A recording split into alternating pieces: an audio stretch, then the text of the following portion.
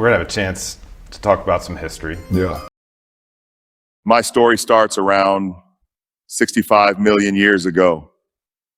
I was just chilling with my fellow Brachiosaurus, munching on some eucalyptus leaves, when I see a large rock hurling towards the Yucatan area.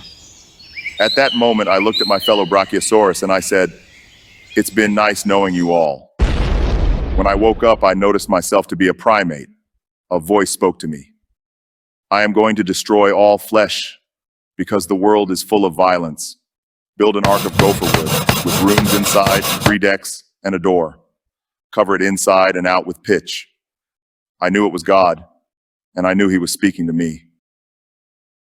Around 120 years later, I looked out my window and I saw the clouds coming in.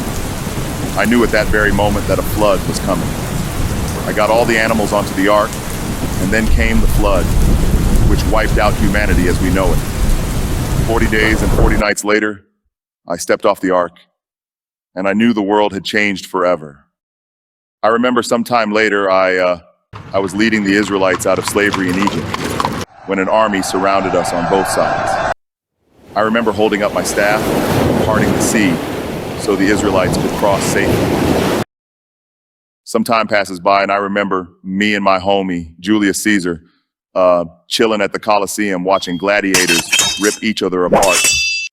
I turned to Julius and I said, "Hey man, Brutus and Cassius have been acting weird lately. Keep an eye out." And he didn't listen. He could still be alive today if he had. I remember the time flying by after that. I was on a cruise ship when I looked out the window and saw an iceberg. At that moment, I knew that we weren't making it to New York City. Fortunately, I had made it onto a raft and survived the day. Some years later, I remember sitting in my lawn chair. It was around 1939. Everyone had been celebrating the end of the Great War, but I knew that the peace was soon to end and that Hitler would soon invade Poland. I looked at my family, and then I took a deep breath, awaiting the fate of Europe. Exactly 4 years later, I remember myself being called down to the Berchtesgaden, where Hitler and the other high commanding officers of the Wehrmacht and SS waited for me. They spoke of a plan to invade the Soviet Union, which, unlike the other officers, I greatly opposed. I turned to Hitler and said, "Russia is vast and cold. How will we win against such a strong foe?" He didn't listen, and the invasion began on the 22nd of June. Around 4 years later, I remember chilling in the bunker with Hitler and the gang. The Allies and Soviets were closing in from both sides. However, Hitler still didn't believe the war was over. I decided that I needed to get out and fast, so I quickly pulled out my Luger P08 and delivered Hitler one shot to the head. I told the soldiers who were loyal to me to burn his body so the Allies wouldn't find him. As I left the bunker, I was captured by the Soviets and brought to Stalin, who told me to join the KGB.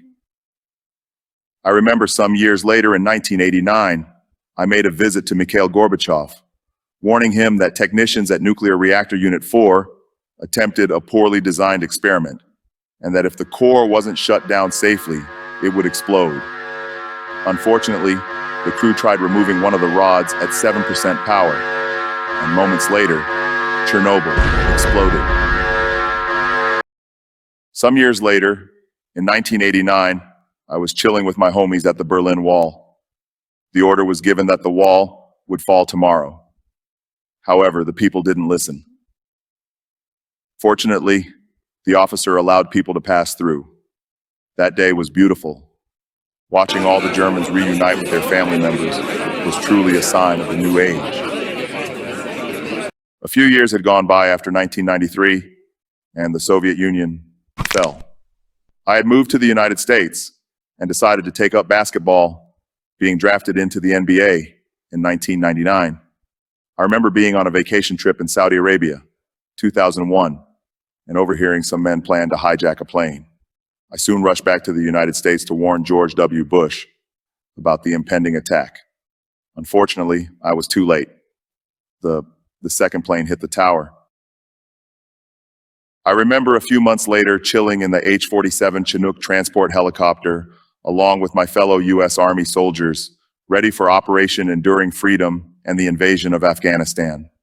I turned to my partner and shared with him my belief that the invasion would unfortunately end in failure after many years.